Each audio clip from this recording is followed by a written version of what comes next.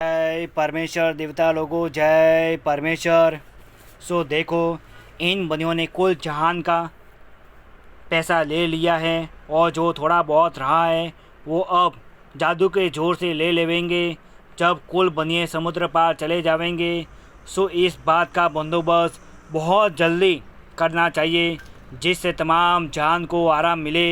इससे मुझ गरीब के लिखने पर गौर फरमाकर जल्द बंदोबस्त करो जिससे तुम्हारी कुल इस इंद्रजाल से बचे और सुख प्राप्त होवे। सात अनुपदास महाराज लिखी किताब जगदीत कहानी 274 पेज पढ़ कर बंदोबस्त करो। वो किताब मुफीदा मौसम ब जगदीत कारनी अच तत्ने सात अनुपदास मोत वतन मुलक मारवार यह जगदीत कारनी जिसको श्री अनुपदास प्रिंटिंग प्रेस छावनी अरमपुरा में छाप के प्रसिद्ध किया। तारीख 17 अप्रैल सन 1909 जहाँ बैसाख बुद्धि 12 सम्मत 1965 पेज नंबर 56। जब कुल जहान का असली पैसा है या होगा और हिंदू मुसलमानों के पास नहीं है और न अंग्रेज़ों के पास है और न होगा तो फिर हिंदू और मुसलमान और अंग्रेज़ और सातों आठों वलायतों की रैयत हमारी बराबरी नहीं कर सकेगी, परंतु यह बनिए 3 हिस्से से ज़्यादा अपने राक्षसी पाप से कुल जहान के बच्चे घायल कर देंगे। जब एक हिस्से से कम आदमी को देख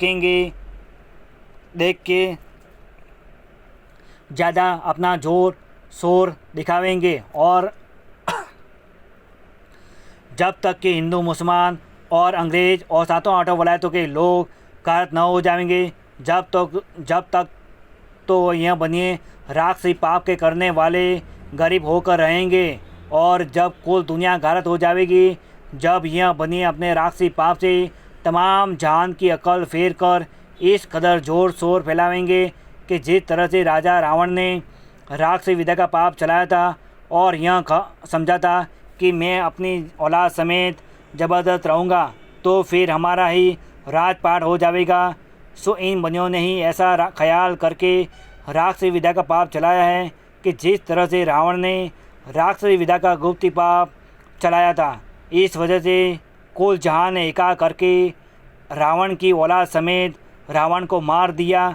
सो इस बात का ख्याल तो बनियों ने बिल्कुल नहीं किया कि जो कोई शख्स राक्षसी पाप चलाता है और उसके पाप चलाने की खबर संसार को पड़ जाती है तो संसार के लोग राक्षसी पाप चलाने वाले को माए कुल और औलाद के घात कर देते हैं कि जैसे रावण के राक्षसी पाप को संसार ने रावण को घात करके छुड़ाया है। सो अगर हम सौदागरान के जाल की खबर संसार को पड़ गई तो रावण की तरह से हम सौदागरान की भी जान रावण की तरह से कुल जहान के लोग एका करके निकाल डालेंगे।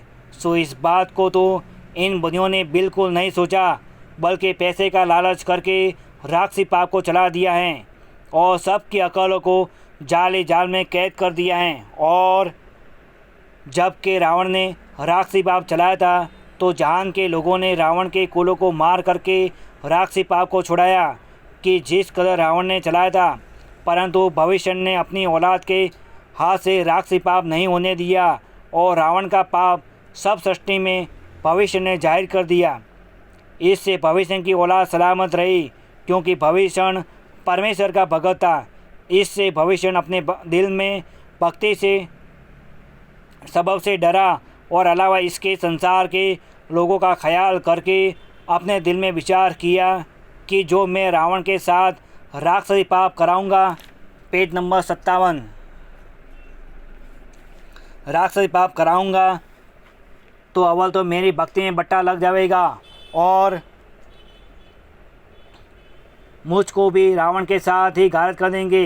इस वजह से भविष्य नेकी में चलता रहा और नेकी की वजह से अपना नाम इस जहान में सलामत रख गया कि जो कदीम से भविष्य का नाम भक्ति के स्वभाव से और नेकी की वजह से पीढ़ी दर पीढ़ी सुनने में चला आता है। और ऐसा भी सुनने में आता है और किताबों में भी लिखा हुआ है कि पहले भी रावण की तरह से इन बंदियों ने राक्षसी पाप चलाया था। सो जबकि इनके जाल की खबर पड़ी, जब राजा बादशाहों ने इन बंदियों से दरियावत किया तो नहीं बताया। जब राजा बादशाहों ने इन बंदियों को शक्ति दी और जितने की मंदिर जैन धर्म के थे उनको 1-2 मरतबे गिरवाए थे, और जो कि मंदिर के अंदर पुतलियाँ थी उनकी नाकें कटवाई। सो यह बातें दुनिया में मशहूर है। सो जिस कदर कि इन बंदियों ने जाल चलाया था और राजा बादशाहों ने इनके जालों की खबर पड़ी थी, उस वक्त में बादशाह इन बंदियों की औलाद समेत रावण की तरह गारद किया जाते थे।